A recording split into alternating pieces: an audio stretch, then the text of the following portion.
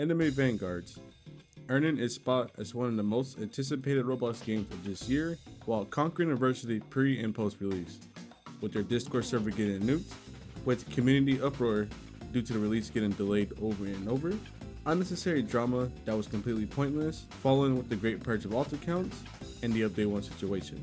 Even with all that happening, Anime Vanguards had 68,000 concurrent users at the time of recording this video. Anime Vanguards is the best anime tower defense game out of the big three right now, and what does it do different that makes it stand out?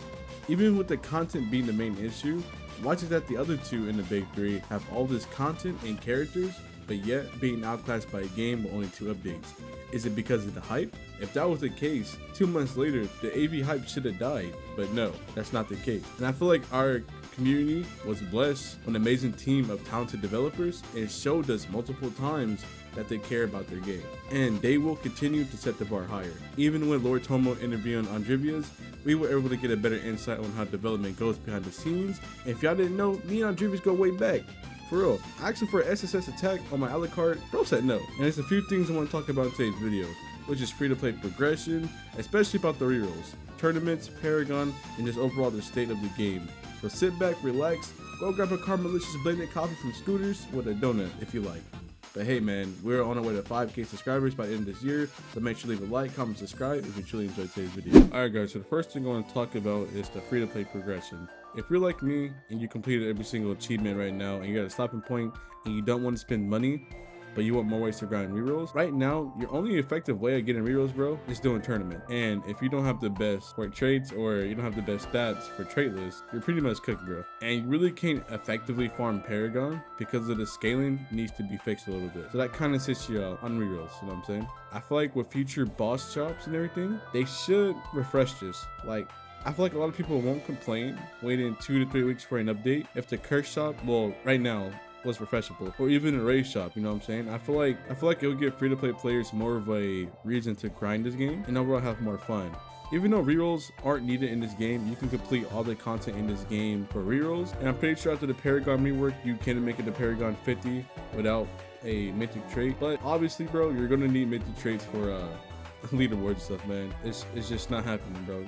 You're not, I'm sorry, bro, you're not hitting to wave 200 with range 2 Gojo, bro, with all F stats. I'm sorry, bro, it's not happening. But I will put the screenshot above, and this is what you get as a free-to-play player for rerolls. I'm not gonna go over the screenshot because I forgot what it says, but just to give you a better picture of how many they already give us. And then if you compare that to Anime Adventures, bro, let's be real, man, that's like about 10 updates, bro, for AA to match a quarter of what they give us. Because trying to get rerolls to Anime Adventures, bro, I don't know if you guys are just blinded by nostalgia, but it is like playing The Last of Us on Grounded.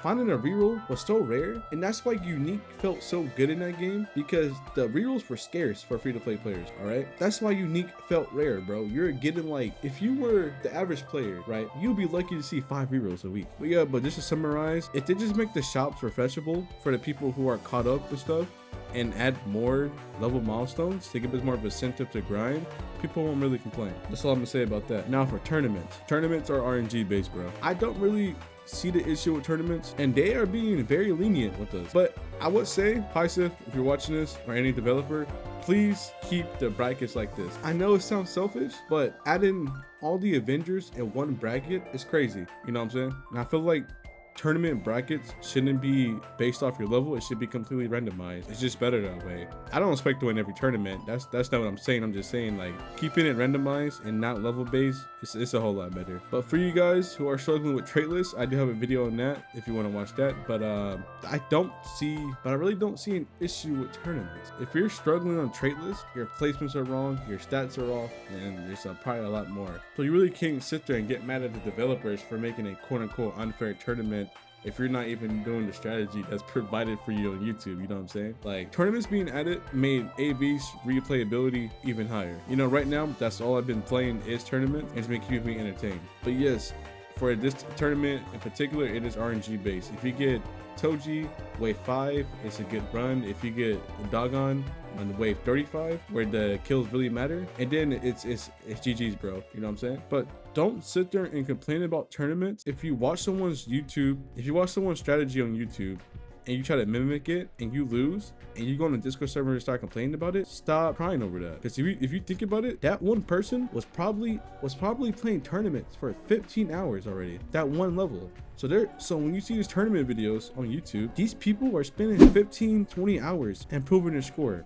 You're not going to touch your score first try, even with the same units. You know what I'm saying? You just got to keep trying, man. Not everything in this game can be handed to you. Now, Paragon. Oh, man. With the current state of Paragon, I feel like a Monarch is necessary, especially past room 20. I feel like the scaling is way too high, which is being fixed. That's why I'm not really complaining about it, but I'm just saying the scaling is crazy, bro. And it is completely RNG based, bro. Like, even though Paragon is RNG based, I feel like instead of 3 rerolls every 10 rooms, I feel like 5 would be a good middle ground. But 3 is fine. 3 wouldn't be a problem if people are actually able to effectively farm Paragon. I feel like that's people's main issues because they're not as competitive to play tournaments. If they can do Paragon and they can do Infinite, you know, what can the average player do? All they can do is drop the game into update 1.5 releases, you know what I'm saying? If you don't have Monarchs to do Infinite runs or to do Paragon, or if you don't have the best stats in the world, or if you don't really care about tournaments, the average player is done. You know, they have nothing else to do in the game. But that's just my take on that. And for the overall state of the game, I feel like AV is at a good ground right now. Like, there's something wrong with the updates they've been dropping. It's just that the replayability is low if you don't do tournaments, whatever. Like I said just a minute ago. When they add these boss raids and everything, all they gotta do is add a timer to the cursed shops to refresh it for more replayability. You know, that's the main thing you want in a tower defense based game. You know, this might be a hot take, but I'm gonna say it anyway. I feel like Anime Vanguards update 1 is the equivalent to Anime Adventures update 10 in terms of game modes and just features and stuff. I'm not gonna say characters because obviously, but like, you get what I'm trying to say. So I feel like the game is at a really good standpoint. That's why I said I feel like the game's at a really good standpoint. They you know, but eventually every game gets stale. And if you're spending 10 to 15 hours on this game a day, obviously, man, the game's gonna feel dry to you, bro. No one's telling you to waste 90% of your day playing Anime Vanguards. You know what I'm saying? There's probably people who aren't even level 50 yet in this game and still have so much content to get through. No one's telling you to stay up all night on update days and get all these best units and stuff, you know what I'm saying? You can't really complain about the devs giving no content when you're speedrunning it, you know? And it's always been a lot of comparison lately to Anime Adventures. We waited 1 month for like 8+ characters and 2 maps and this and that. Brother, this is why I say you guys are blinded by nostalgia, all right? 8 months of Anime Adventures, 2 updates of Anime Adventures. It's the equivalent to Anime Vanguard's main update, all right? Well, update 1. You know, if there's not an event going on in AA, there's like, say like a raid and then a portal, you're getting the same amount of characters, 2 new maps in that same month. You know what I'm saying? Even though I was supposed to talk about the state of the game, well, with the current state of the game, it's just that we got to stop these comparisons, bro. It is getting ridiculous, bro. Like, beyond ridiculous. Anime Vanguards is the closest thing we're going to get to Anime Adventures. Even with these AA remakes coming out, they still won't compare it to Anime Vanguards. I am not glazing. I'm just saying that there's a reason why this game is the best out of the big 3 right now. What fascinates me the most is when people say the developers don't communicate or anything. No one says nothing. Bro, just go to sub announcements. It might not be every day, but just a little update shows that they're communicating with us, bro. It might not be about the update, but they're still communicating. A lot of you guys that are saying that you want AA back right now, bro, I promise you, AA comes back 300k CCU. The next day, 150,000 CCU. And then it's gonna continue to get lower. Because Stray and Scripts don't speak to the community, bro. So there's not gonna be no type of communication. You're gonna wait 3 to 4 weeks for an update, and you're gonna realize how much content is on update. Because 3 characters and portals is not going to keep you entertained for 3 weeks, bro.